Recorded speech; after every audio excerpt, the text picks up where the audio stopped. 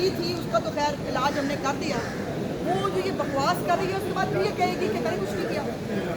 जो भी गंदी और लीडिंग ट्वीट्स इसने चीफ मिनिस्टर के बारे में की, जो ये बैठकर चस्के लेती रही, एक औरत का इस तरह की बातें करके चस्के लेना डूब मरने का मुकाम है उसके ख़ानदान के लिए भी, और उसकी परवरिश के ऊपर बहुत बड़ा क्वेश्चन मार्क है कि इस को औरत या लड़की कहलाने का हक है। इस तरह की बातें वो करती है, इस तरह मर्द ये बातें नहीं करते जो वो करती है, और फिर जब उसके ऊपर कानून एक्शन ले फिर वो मजलूमा बन जाती है, फिर वो मासूमा बन जाती है, और वही उसके वालिद साहब कर रहे थे।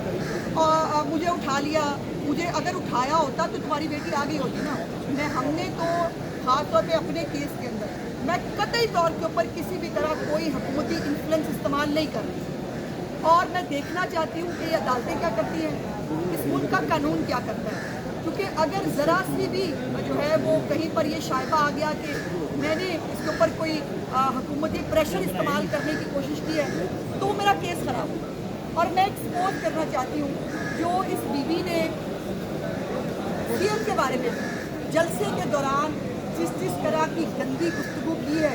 इनके घरों में रिवाज होता होगा कि अपनी बेटी की, अपनी किसी की जो है वो वीडियो बना के किसी और को पे उस पर इल्ज़ाम लगा दें, आपके घरों में होता होगा, हमारे यहाँ नहीं होता। और बजाय इसके कि फिर यह है कि जो ट्वीट इसने मेरे उस वीडियो को लीड करके कही कि लोगों को बताया ट्विटर के ऊपर जिनको पता नहीं था कि ऐसी वीडियो आई है, उनको ट्वीट करके लीड किया कि ऐसी वीडियो आई है, देखो ये चेक करो, और उसके बाद ट्विटर पर शुरू हो गया। अब वो फिर उसने डिलीट कर दिया। अगर कुछ गलत नहीं किया था फिर डिलीट क्यों की?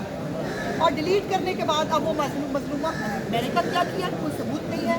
आज भी वो अजहर सिद्दीक साहब जो उनके वकील हैं, बड़े काबिल एहतराम, मैं उनको समझना चाहती हूँ, अनफॉर्चुनेटली समझ नहीं पाती। ये भी वो मौसूफ है जिनकी ज़बान कितनी खूबसूरत है, जो ये क्या। और मेरे अपने बारे में मेरी एक जो है लंदन में मैं मियाँ साहब को मिलने के लिए गई थी, मेरी बग़ैर इजाज़त के इस शख्स ने मेरी बैग से मेरी वीडियो बनवाई, और वीडियो बना के वो पूरे उसके ऊपर इसलिए की कि लंदन के अंदर अगर किसी को बदतमीज़ी करने का मौका देना है तो प्रोवाइड कर दिया जाए। ये इनका तरीका वारदात है।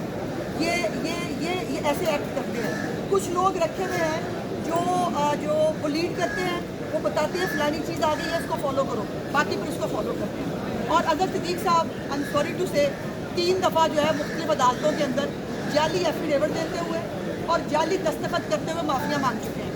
सो इसलिए आज भी उनको अदालत से जाना पड़ा, बिकॉज जब चीफ जस्टिस साहब ने पूछा कि आपका लोकस कंडाया क्या है तो उनके पास कोई जवाब नहीं था, सिवाय इसके कि वो मुझे उठा लिया गया।